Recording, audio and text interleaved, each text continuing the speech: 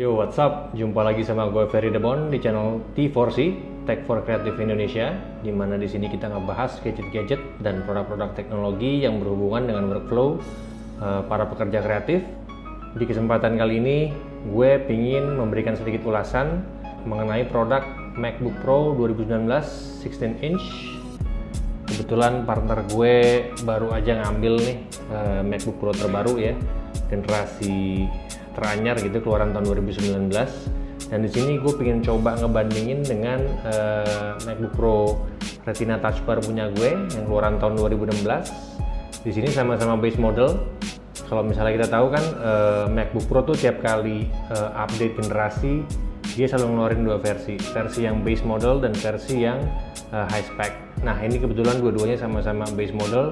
Nah, di sini gue pengen coba memberikan sedikit ulasan perbandingan performa dan juga fitur-fitur. Terus kira-kira kalau misalnya nanti gue ada rezeki lebih nih, perlu nggak ya kira-kira gue upgrade ke si 16 inch MacBook Pro ini? Mari kita simak. Gue akan mulai perbandingan dari hal-hal yang paling obvious dan kelihatan dulu gitu ya. Nah, kita mulai dari perbandingan fisiknya dulu. Secara shape dan dimensi memang beda tipis antara kedua generasi MacBook Pro ini. Perbedaan yang paling menonjol memang ada di layar. Untuk MacBook Pro tahun 2019 memiliki bezel yang sedikit lebih tipis dan layarnya pun lebih gede. Layarnya ini juga diklaim memiliki sedikit pixel per inch yang lebih banyak, sehingga sedikit menambah ketajaman resolusi. Perbedaan kedua yang paling menonjol itu ada di keyboardnya. Sudah menggunakan sistem keyboard yang baru ya, sudah meninggalkan sistem butterfly yang banyak dikomplain oleh para MacBook Pro user. Nah, butterfly keyboard ini digunakan mulai dari MacBook Pro Retina Touch Bar keluaran pertama di 2016 sampai 2018. Dengan sistem keyboard yang baru diimplementasikan di MacBook Pro 2019 ini, terasa gitu ya, jarak tekannya itu lebih dalam sehingga terasa lebih nyaman buat typing experience. Nah, escape buttonnya juga sekarang physical button, bukan menjadi bagian dari touch bar seperti di generasi sebelumnya. Dengan keyboard baru yang jarak tekannya lebih dalam, otomatis body atau chassis si MacBook Pro 2019 ini butuh space lebih gitu ya untuk menampung si mekanisme keyboard barunya ini, which means dia juga memiliki ruang lebih banyak di dalam bodinya untuk mengakomodate sistem cooling yang lebih bagus.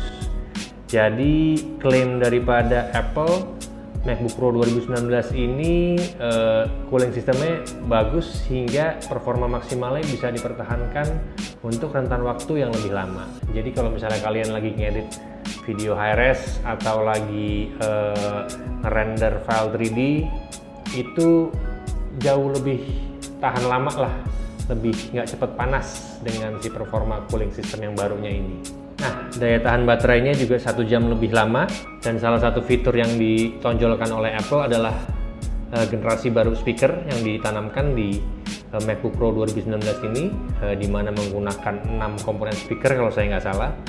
Tapi buat saya sih itu nggak terlalu signifikan ya, karena speaker yang ada di generasi 2016 ini pun 15 inch juga sudah cukup satisfying. Nah, masuk ke jeroan, kalau misalnya prosesor di MacBook Pro punya gue keluaran tahun 2016 itu quad-core i7, kalau misalnya di generasi yang baru ini yang 2019 itu base modelnya menggunakan 6-core 2,6 GHz juga. Mengenai RAM sama-sama di 16 GB, cuman kalau misalnya punya gue speednya masih 2133, di generasi terbaru ini udah mencapai 2666. Untuk storage di base model 2016 punya gue itu SSD-nya 256 GB, sedangkan di generasi terbaru 2019 ini base modelnya SSD-nya 512 GB. Nah, sedangkan untuk VGA punya gue menggunakan AMD Radeon 450 dengan dedicated memory 2 GB, sedangkan di generasi terbaru menggunakan AMD Radeon 5300 dengan dedicated memory 4 GB. Nah, di slide di layar gue udah summarize mengenai spek jeroan dan hal-hal yang memang kira-kira menggoda atau enggak nih buat gue untuk upgrade ke si MacBook Pro tahun 2019.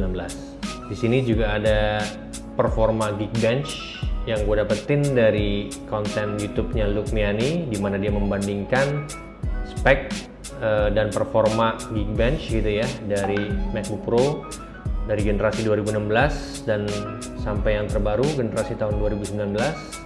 Di sini bisa kita lihat kalau misalnya punya gue late 2016 itu Geekbench Core multicore-nya ada di kisaran sekitar 15-16 ribu, sedangkan kalau misalnya untuk yang generasi terbaru 2019 itu di angka sekitar 22 ribu.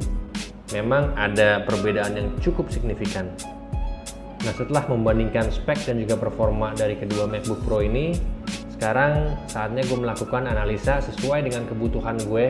Kira-kira gue perlu atau enggak sebenarnya nih upgrade ke si MacBook Pro generasi terbaru ini. Nah, since kebutuhan gue itu kebagi dua ya, 50-50 antara aplikasi-aplikasi untuk presentasi seperti Keynote dan juga PowerPoint dengan aplikasi-aplikasi video editing di mana gue menggunakan iMovie dan DaVinci Resolve. Kebutuhan gue untuk video editing yang akan menentukan kira-kira gue bakalan perlu untuk upgrade atau enggak nih.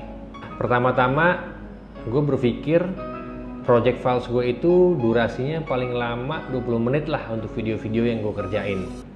Kemudian juga kebanyakan dari project gue itu footage-nya resolusinya adalah Full HD. Ada beberapa yang resolusinya 4K namun nggak banyak. Mayoritas adalah Full HD.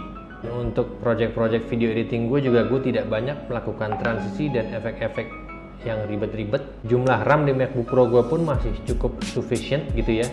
Karena pada saat gue lagi melakukan video editing terutama di DaVinci Resolve, gue biasanya tidak membuka aplikasi lain yang makan memori juga.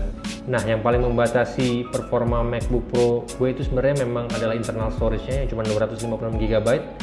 Tapi itu pun gue juga udah menemukan solusi menggunakan SanDisk Extreme Pro External SSD kecepatannya 1 TB per second, which is bekerja langsung dari situ tuh udah cukup seamless sehingga bisa menjadi storage tambahan buat gue.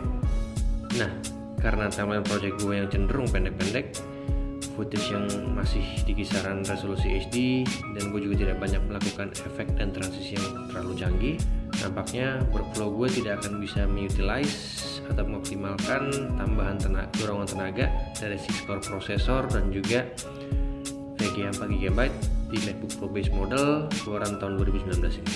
Jadi kesimpulannya untuk sekarang mungkin gue tidak akan upgrade dulu ke MacBook Pro keluaran tahun 2019 dikarenakan mesin yang gue punya ini MacBook Pro keluaran tahun 2016 yang gue miliki itu masih cukup untuk menunjang workflow gue. Buat teman-teman yang mungkin video editor yang lumayan serius dan juga sifatnya mobile, project file saya juga banyak main di resolusi 4K dan juga butuh mesin yang tangguh. Nah, mungkin si MacBook Pro 2019 ini bisa menjadi sebuah pilihan gitu ya. Oke, demikian konten ulasan singkat dari gue mengenai perbandingan MacBook Pro generasi pertama Touch Bar dengan MacBook Pro keluaran terakhir 16 inch. Semoga dapat membantu, dan jangan lupa be sure to subscribe karena gue akan balik lagi bersama teman-teman gue untuk membahas konten-konten yang berhubungan dengan teknologi dan industri kreatif untuk pekerja kreatif di Indonesia. Thank you and see you.